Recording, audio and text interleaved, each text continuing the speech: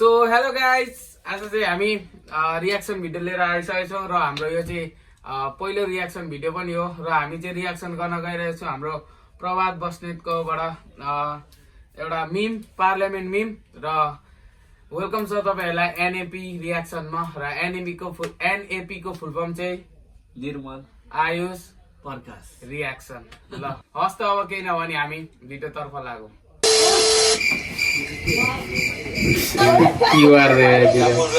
उपला हुआ अंडा मांग रहा है। भन्ने एकजना मान्छे हाम्रो विद्वान हुनुहुन्थ्यो। भाषा त्यसरी नै बुझ्नुहुन्छ होला सभामुख महोदय। 5 मिनट टाइम नपुग्ने बुझाउनु परेपछि बुझाएको छु बुझाएको छु। कुन पार्टी गरेर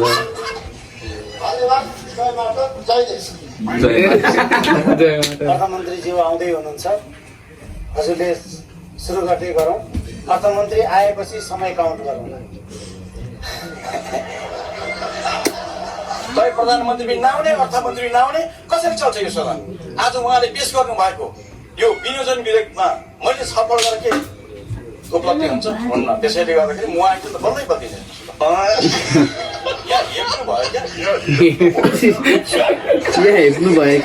सम्माननीय प्रधानमन्त्रीज्यूको तर्फबाट जवाफ दिन म उभिएको छु। आफ्नो बिहेमा अरूलाई बेहुला पठाएर हुँदैन। केन्द्र सरकार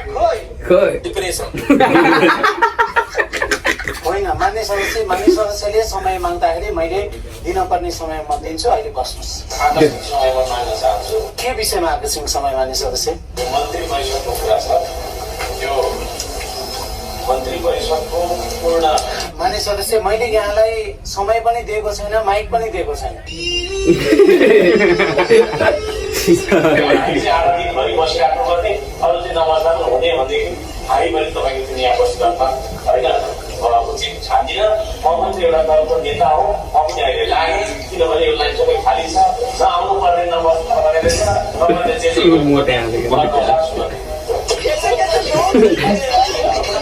प्रधानमन्त्री चाहियो। 5 सिटमा प्रधानमन्त्री पाइँदैन। कति सिट चाहिन्छ? कम्तीमा प्रधानमन्त्री पाउनुलाई होइन। अब त्यो रहरले हुने भएको भए त कुराले चिउराभित्रै भएको भए रहरले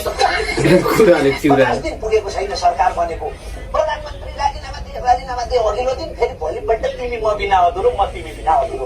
are you comedy me? Are you comedy me? मैले मान्य सदस्यले आज 3 चोटि रुलिङ गरिसकेको छु। मान्य सदस्यहरूलाई मर्यादामा बस्नुहोस्, बस्नुहोस्। मान्य सदस्य बस्नुहोस्।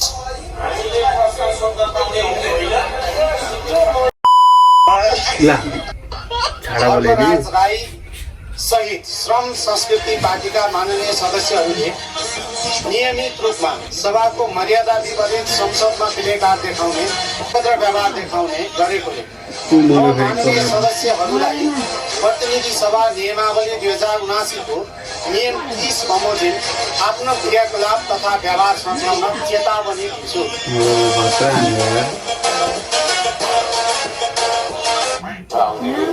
रुलिङ गर्नु त्यसको विरोध गर्न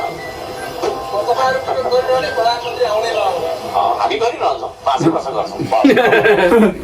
गाली नहीं दे सकता। फैमिली देखती है, फैमिली देखती है, वरना मैं ऐसे गाली दूं, ऐसे गाली दूं ना। बाय द वे गाइस, ये हाम्रो च्यानल चाहिँ फ्यामिली फ्रेन्डली हो है। तो देखिए भाई, याद रखिए ये बड़े भाई। ठिक छ हामी रेडी छौँ। बोले सासु थोरै समय दिने ट्यापटुप काम गरिहाल्ने भन्ने सरकार गयो। सरकार डरायो। काम गर्दाखेरि भन्दाखेरि ताली नबजाउने भन्ने होइन। अघि मैले थुप्रै ताली बजाएर निस्केँ होइन, तर म बोल्दा अस्ति ताली बजेन होइन। पृथ्वी र उन्जेलसम्म यो देश रहनुपर्छ भन्दाखेरि त कमसेकम ताली बस्नु पर्थ्यो। उडाउन सकिन्छ। ऐसा लगा मेरे में जा। चारवटा कुदाइराख्नु भएको छ। यो त एमएलबी हैन भाइ न मुख्य चित्त दुखाइ चाहिँ कहाँ छ? हामीले चित्त दुखाएका छैनौँ। जनताले भनेको कुरा भनेछौँ। हाम्रो के आज सरकारसँग हाम्रो पसल छ भन्नु बोल होला भयो। संसदमा हामीले सत्तारूढ राष्ट्रपतिको सांसद आशिका तामाङले काउन्टर गर्नु बादरले दुःख कसरी दिन्छ भनेर बादरसँग भेनेहरूलाई थाहा छ। एकछिन गएर पशुपतिमा र श्यामभूमा फटफुल बारेको बादर सम्झेर हुन्छ।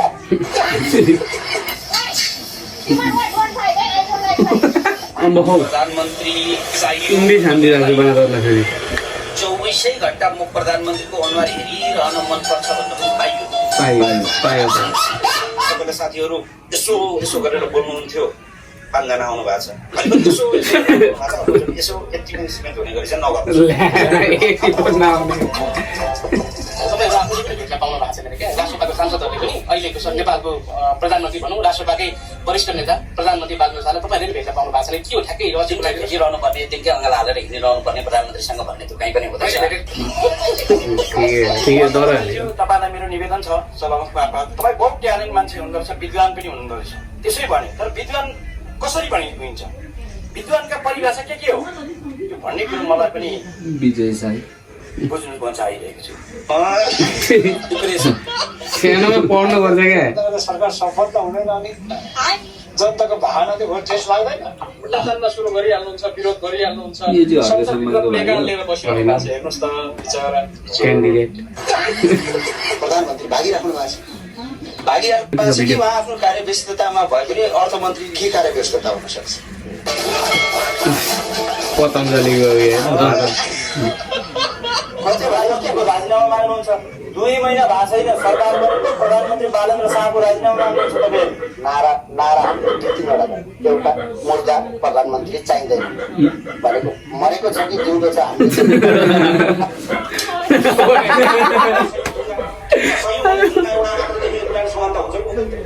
राष्ट्रिय गान त भन्यो उहाँले सयौं ढुङ्गा सयौं भने ढुङ्गा एउटा मात्र देखिने समानता हुन्छ।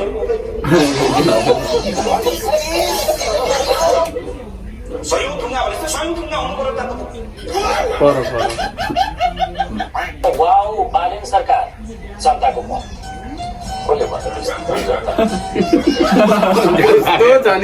तपाईँले आफ्नै कमेन्ट हेर्नुहोस्, उहाँका त पैसा दिएर राखेको मान्छे यस्तो पनि हुन्छ। हामी त त्यस्तो चलान छैन, थाहा छैन। त्यो त सबै हामीलाई थाहा छैन। पहिला उहाँले चुनाव जित्दैन, त्यसरी जित्नुभयो। हुने नआउने मन्त्रीहरू नआउने नेताहरू नआउने म चल्दैन। साँच्चै भएर डिप्रेसन लाग्यो।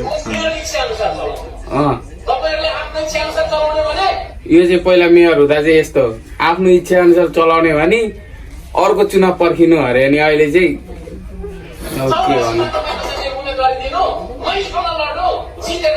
विनियोजन विधेयक होइन, ठुलो यसले खतरा रिप्लाई दियो। विधेयक यो होइन, विनियोजन विधेयकको सिद्धान्त र प्राथमिकता हो। त्यो अन्यल चाहिँ नरहोस्। आफ्नै भाषा आफ्नै दस्तावेज अनुमोदित गराउनलाई अर्को चुनाव चाहिँ कुरो पर्ला। रिप्लाई चाहिँ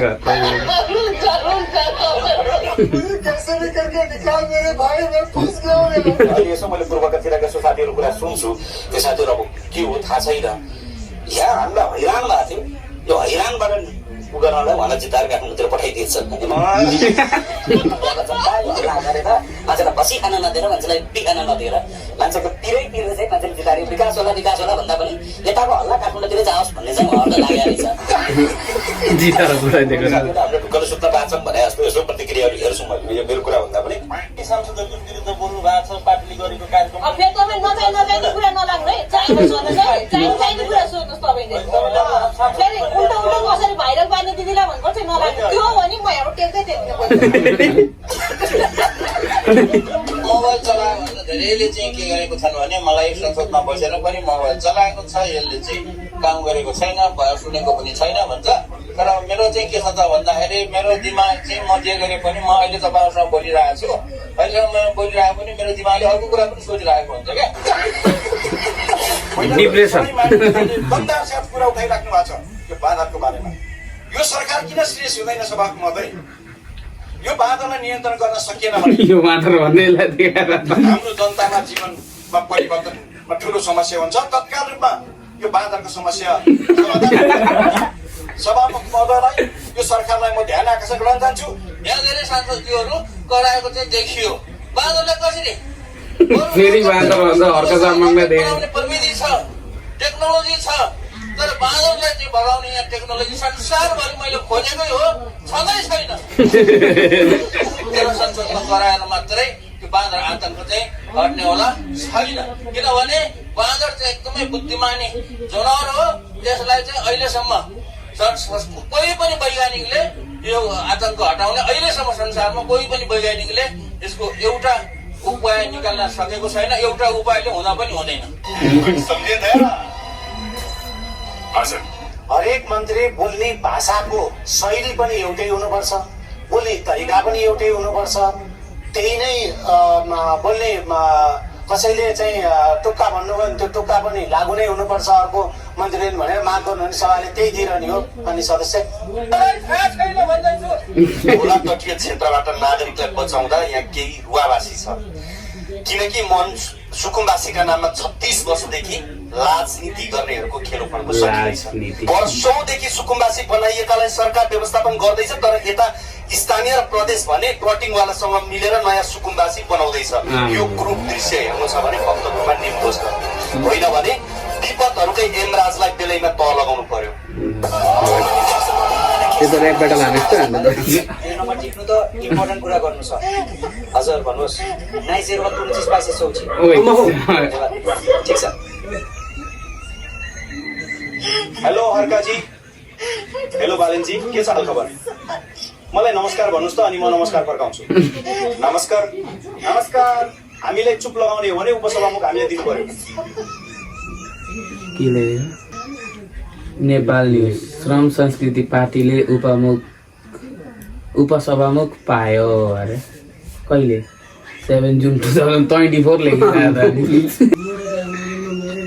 आज नै रहेछ फ्राइडे सुनेर कानमा दबाई लाग्यो आम्मा स्ट्याटस त अनि तपाईँ चुप बस्ने भनेको होइन 2 हप्ता चुप बसे त अब गृहमन्त्री हामीलाई दिनुहोस् सधैँ चुप बस्छु गृहमन्त्री तपाईँलाई दिन मिल्दैन यस्ता नाथे गृहमन्त्री